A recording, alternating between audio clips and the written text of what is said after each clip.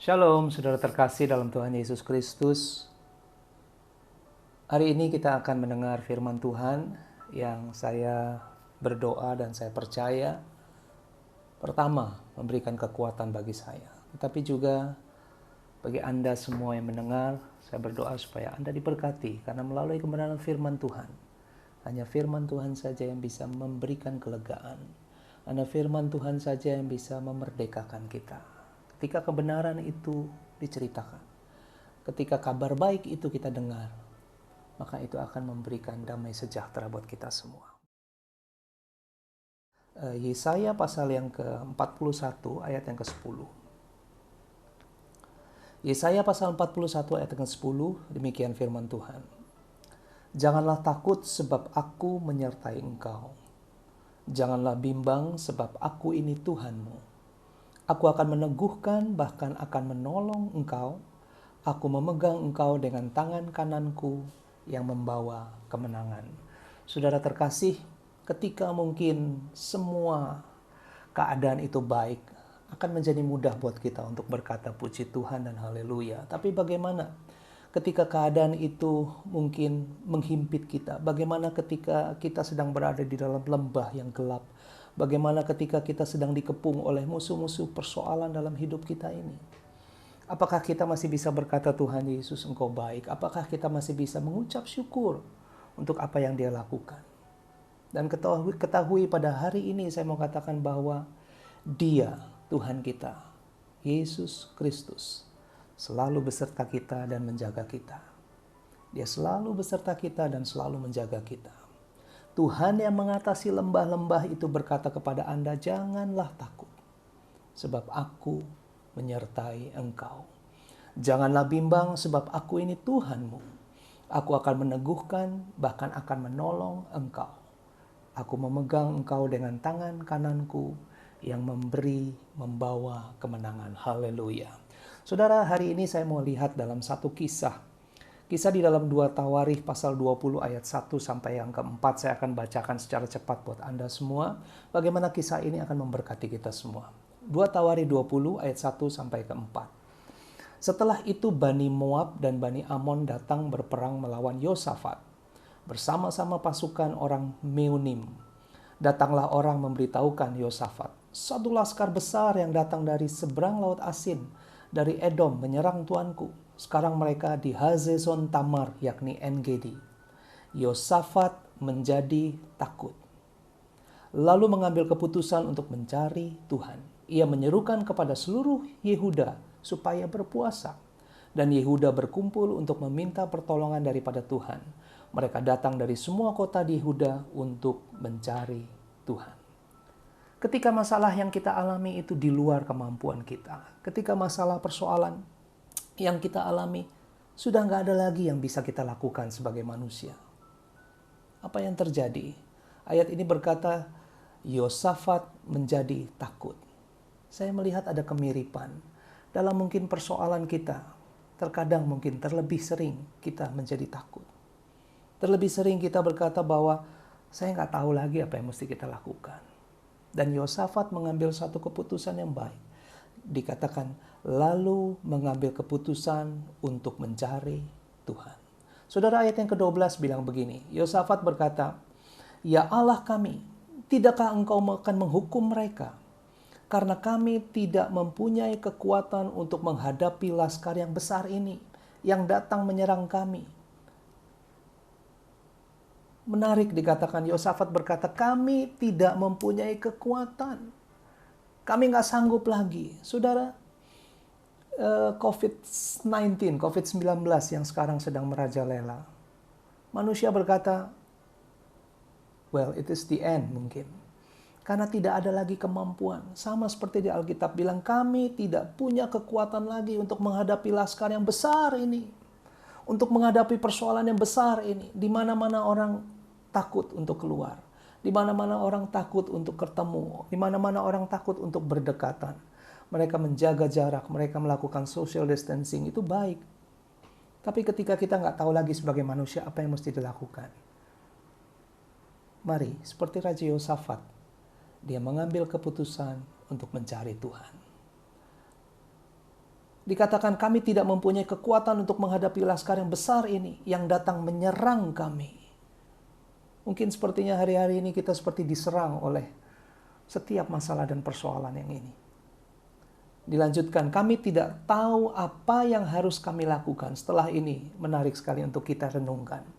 Tetapi mata kami tertuju kepadamu. Haleluya, saudara. Ketika Anda nggak tahu lagi apa yang mesti Anda lakukan. Ketika musuh itu begitu besar dan Anda tidak punya kekuatan untuk melawan, mungkin. Maka firman Tuhan katakan, mata kami tertuju kepadamu. Ayat 13, sementara itu seluruh Yehuda berdiri di hadapan Tuhan, juga segenap keluarga mereka dengan istri dan anak-anak mereka. Saudara yang terkasih, saya mau katakan bukan masalah yang membuat kita kuat. Ketika masalah itu datang, yang membuat Anda kuat adalah respon Anda ketika Anda ada di dalam masalah. Ketika responmu mungkin berkata, Tuhan kenapa begini? Apa yang Tuhan mau? Tuhan mungkin begini, kenapa begini? Semua keluh kesah yang keluar dari mulut kita, itu tidak menjadikan kita kuat. Tapi ketika masalah itu datang, waktu engkau mempunyai respon untuk mencari Tuhan, waktu engkau punya respon untuk berkata, Tuhan masalah ini begitu besar, saya nggak punya kekuatan, tapi engkau, mata kami tertuju kepadamu. Mungkin iblis akan membawa kita kepada lihat masalah kita. Iblis akan membawa kepada lihat apa yang perlu engkau lakukan. Iblis akan membawa kita kepada kenapa terjadi ini. Dan mungkin sebegitu takutnya kita sampai kita akhirnya hidup dalam keterpurukan. Kita nggak mau kemana-mana. Kita nggak berani kemana-mana. Kita nggak berani ketemu orang dan sebagainya. Tapi firman Tuhan katakan yang perlu kita lakukan adalah tujukan mata kita kepada Dia. Beriman pada kasih-Nya kepada kita. Saudara lihat respon Yosafat dan bangsa Israel dalam 2 Tawarikh pasal yang ke-20 ayat yang ke-15 sampai yang ke-17. Dikatakan demikian. Saat Raja Yosafat dikepung dan jumlah pasukannya lebih sedikit. Kekuatannya nggak punya. Yosafat nggak punya kekuatan untuk melawan mereka. Ketika dikepung dan jumlah pasukannya lebih sedikit dibandingkan musuh-musuhnya, Roh Tuhan menghinggapi Yahaziel dan kemudian ia berkata, janganlah kamu takut dan terkejut karena laskar yang besar ini. Wow, luar biasa. Ketika engkau mungkin nggak punya kekuatan, Tuhan berkata, kamu nggak perlu takut, kamu nggak perlu kaget, kamu nggak perlu terkejut karena musuh di depanmu yang besar itu. Sebab bukan kamu yang akan berperang, melainkan Tuhan. Haleluya. Dalam peperangan ini tidak usah kamu bertempur. Tinggallah berdiri di tempatmu dan lihatlah bagaimana Tuhan memberikan kemenangan kepadamu. Janganlah kamu takut dan terkejut. Majulah besok menghadapi mereka. Tuhan akan menyertai kamu. Luar biasa, saudara. Ayat ini mungkin berbicara kepada Anda dan saya. Kita nggak perlu takut, kita nggak perlu kaget melihat situasi ini. Engkau nggak perlu ngapa-ngapain, yang perlu engkau lakukan adalah tujukan matamu kepada Dia. Maka Ia akan berperang ganti kita semuanya. Saudara, apa yang dilakukan Raja Yosafat berikut ini adalah menurut saya sangat hebat. Ia bertindak di dalam hikmat Tuhan, sehingga Yosafat menempatkan pasukannya, bukan pasukan dengan senjata yang lengkap. Tapi Yosafat kemudian mengatur barisannya dan dia mengatur di depan pasukan itu. Dia taruh worshipers.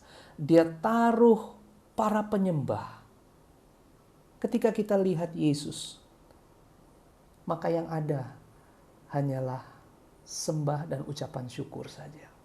Ketika kita melihat Yesus, Bapa kita yang sangat baik, maka yang ada tak habis-habisnya yang keluar dari mulut kita adalah Tuhan terima kasih. Karena Engkau sangat baik buat saya. Ketika kita melihat masalah kita, ketika kita melihat sekeliling kita, maka yang keluar adalah ketakutan dan kegentaran. Tapi hari ini saya ajak kita untuk melihat kepada Yesus. Saya mengajak kita untuk menunjukkan mata kita kepada Dia, kepada kasih-Nya buat kita semuanya. Saudara terkasih, apa yang para pemuji itu lakukan di depan? Ayat yang ke-21 sampai 23 nanti Anda baca di rumah, dikatakan mereka menyanyikan nyanyian syukur bagi Tuhan. Mereka berkata bahwasannya untuk selama-lamanya kasih setianya. Dan kalau Anda baca kisahnya, benar Tuhan yang berperang bagi mereka. Tuhan membinasakan mereka. Bahkan ayat perikop ini menarik sekali karena mereka menjarah nggak habis-habisnya. Mereka menjarah begitu banyak. Apa yang mereka lakukan? Mereka menikmati berkat karena mata mereka tertuju kepada Tuhan. Saudara terkasih, dalam Roma pasal yang ke-8 dikatakan, Anda dan saya adalah orang-orang yang lebih daripada pemenang. Bukan karena kasih kita kepada Dia, tapi karena kasihnya kepada kita. Waktu kita menikmati betapa Tuhan mengasihi kita, waktu kita menunjukkan mata kita kepada kasihnya, betapa Dia begitu mengasihi kita, maka apa yang terjadi? Di dalam lembah apapun, kita bisa berkata, hai jiwaku tenanglah. Karena yang berperang bukan lagi kita. Yang berperang adalah Tuhan ganti kita. Kita bisa berkata, rest, sekarang tenang jiwaku. Dikala semua musuh, dikala mungkin sekeliling kita menghimpit, dikala mungkin berita itu begitu menakutkan, kita bisa punya shalom dan damai sejahtera. Kenapa? Karena kita tahu Dia selalu menguatkan dan menopang kita. Saudara terkasih, nyanyikanlah nyanyian syukur buat Tuhan. Katakanlah bahwasannya untuk selama-lamanya kasih setianya. Ingat, dalam masa kesesakan, respon kita sangat penting. Respon kita dalam menanggapi masalah yang terjadi sangat penting. Respon kita adalah menunjukkan mata kita kepada Yesus. Maka apa yang terjadi? Seperti Raja Yosafat, Yesus yang berperang ganti kita. Dan Anda tahu ketika Yesus yang berperang, wow, tidak ada lawan yang bisa mengalahkan. Bahkan Anda dan saya bisa tinggal tenang di dalam kasih-Nya. Mari kita lewati semua ini dengan iman pada kasih-Nya yang luar biasa. Saya berdoa hari ini firman Tuhan memberkati kita semua dan kita diberikan kekuatan. Tentunya tetap sehat, tetap diberkati di dalam Kristus Yesus. Amin.